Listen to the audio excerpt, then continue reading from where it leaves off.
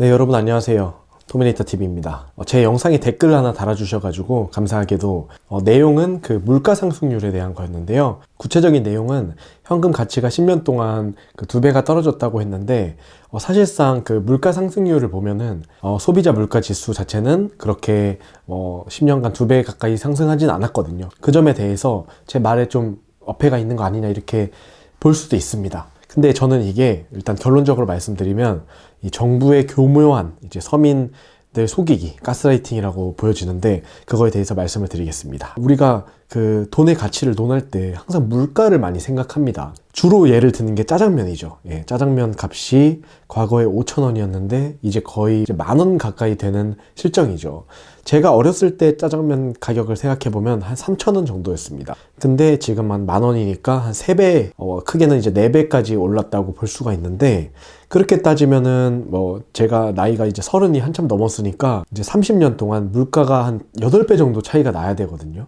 그런데 4배밖에 나지 않기 때문에 화폐 가치가 그렇게 많이 떨어진 게 아니지 않나? 이렇게 생각할 수도 있어요.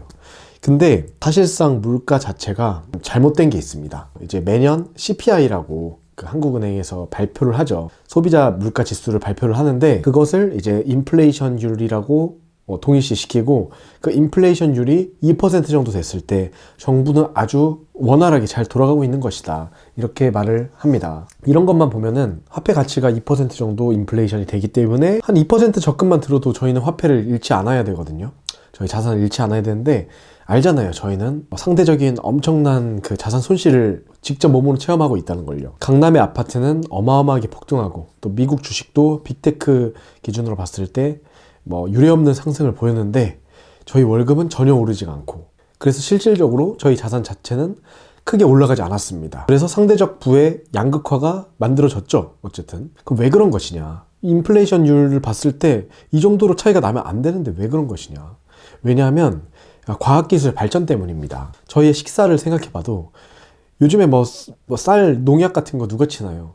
드론이 칩니다. 옛날에는 직접 사람이 가서 이렇게 농약을 이렇게 뿌렸었는데 지금은 이렇게 한번 슉 갔다 오면 그냥 드론이 농약 다 뿌려서 금방 작업을 끝낼 수 있죠.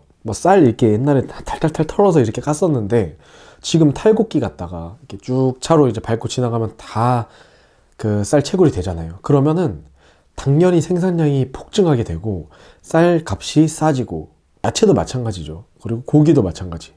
저희의 기술은 끊임없이 올라갑니다. 인플레이션이 없다면은 사실 물가가 싸져야 되거든요. 짜장면 한 그릇이 3,000원이었다가 2,000원이 될 수도 있어야 되는데 결코 세상은 그런 적이 한 번도 없었습니다. 왜 그랬을까요? 혹시 이러지 않았을까요? 물가의 가격이 낮아지면 이상하니까 그만큼 화폐 가치를 떨어뜨리면 된다.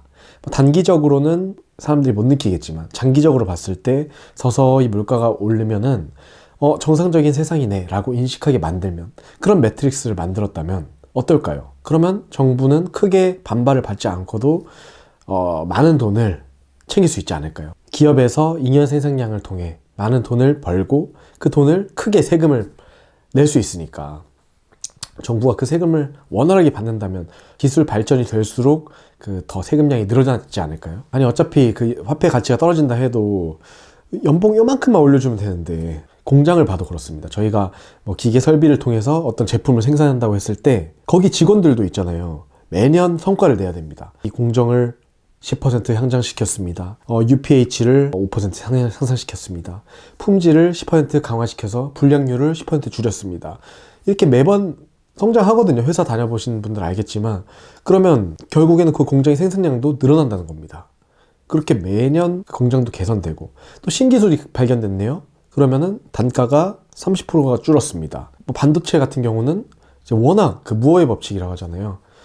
몇 년에 한 번씩 기술이 2배로 좋아지고 발열은 2배로 적어지고 생산 단가도 2배로 준다. 그런 법칙에 따르면은 훨씬 더 고급의 더 많은 반도체를 같은 가격으로 뽑아낼 수 있으면 그 반도체가 다 핸드폰, 스마트폰이나 노트북 이런 데로 가잖아요. 그거를 더 비싸게 또 파는데 많아진 생산량에 의한 그 이익이 엄청 늘어나잖아요. 그거를 또 세금으로 받을 수 있는 그 정부는 점점 더 부유해질 수밖에 없죠. 게다가 부채까지 일으켜서, 부채를 엄청나게 일으켜서 또 현금 가치를 또 떨어뜨리면 그 부채는 줄어들게 되죠. 실질 부채는. 이렇게 이중으로 엄청난 혜택을 받고 있으면 너무 좋잖아요.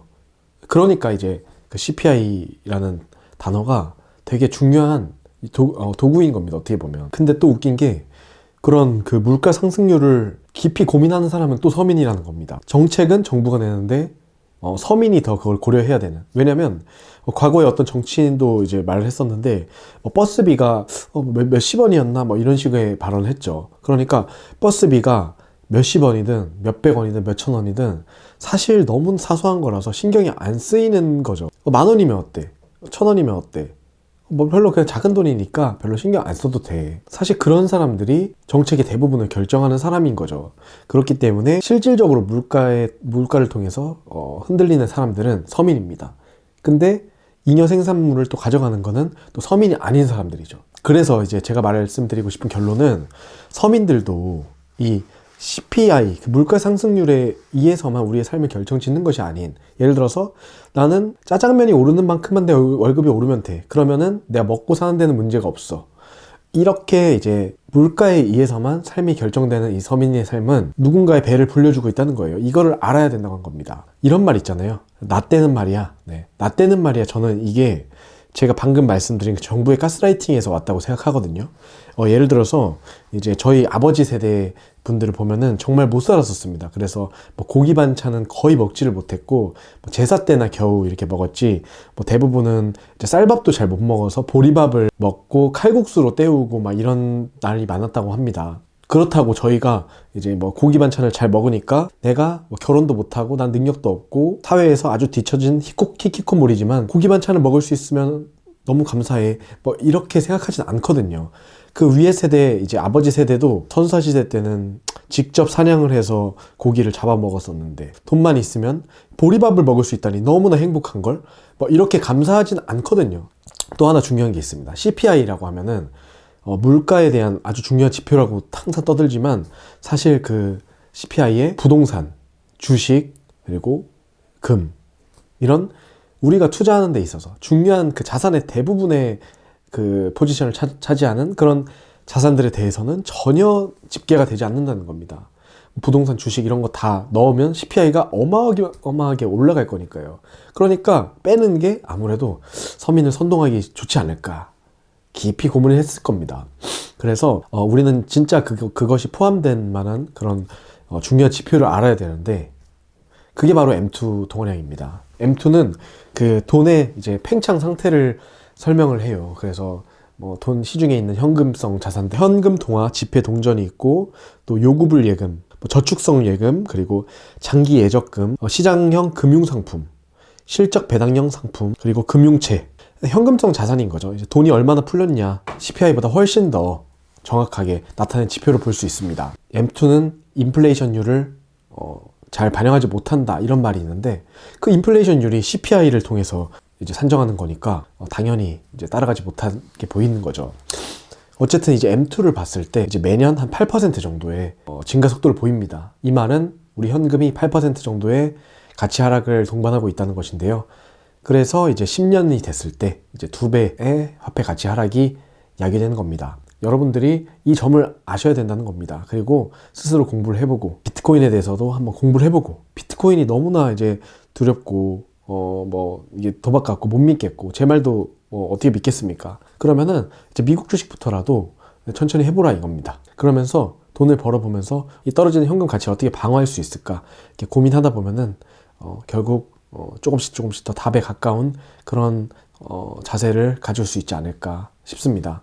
저 같은 경우는 비트코인을 되게 지지하는데, 뭐 사실상 지금 이제 추천드리는 거는 양면의 칼이긴 해요. 충분히 공부하시고 여러분이 스스로 판단하셔서 인플레이션을 능가하는, 여러분의 돈을 가져가는 그런 분들이 돈을 못 가져가게, 그리고 주변 사람들이 다 같이 돈을 지킬 수 있도록 기조를 이제 확대해 나가는 그런 사회가 되었으면 좋겠습니다. 아무튼 오늘 영상 여기까지 하고요.